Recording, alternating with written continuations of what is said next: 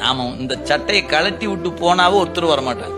மின் மயானத்துக்கு புதுசு புதுசா பேர்லாம் வச்சிருக்கிறாங்க, அங்கங்க ஒரு பேர் வச்சிருக்கிறாங்க. அங்க போற வரைக்கும் எல்லாரும் வருவாங்க.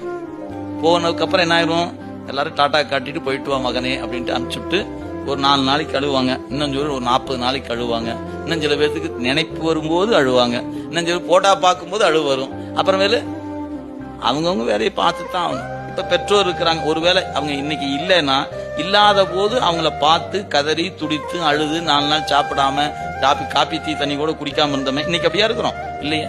எல்லா சீரியலும் பாக்குறோம், எல்லா பொழுதுபோக்கு நிகழ்ச்சியும் போறோம், எல்லாமே இருக்குது. ஏன் அப்பப்ப நினைவு வரும். நினைவு வரும்போது எங்க அம்மா என்னை எப்படி வளர்த்தாங்க தெரியுமா, எங்க அப்பா என்னை எப்படி வளர்த்தாங்க தெரியும் அப்படின்னு ஒரு நிமிடம் நினைப்பு, அவ்வளவுதான். அடுத்த வினாடி அடுத்த வேலைக்கு போறோம். அப்ப இதுதான் வாழ்க்கையினுடைய நிதர்சனமான உண்மை. ஓடிக்கிட்டே இருக்கிறோம், எவ்வளவு ஓடணுமோ ஓடணும். நாம் அடுத்த பிறவிக்கு, இந்த பிறவிலேயே நம்ம உடலை விட்டு விட்டால் நம் கூட வருபவர்கள் ஒருவரும் இல்லை. எந்த பெற்றோரும் வரமாட்டார்கள், எந்த கணவன் மனைவியும் வரமாட்டாங்க, எந்த பிள்ளையும் வரமாட்டாங்க. எல்லாருமே கையை காட்டிட்டு டாட்டா காட்டி நின்றுடுவாங்க. இதுதான் வாழ்க்கையில இருக்கும். ஏன் வந்தது தனியாத்தான் வந்தங்க, போறது தனியாத்தான் போக போறோம்.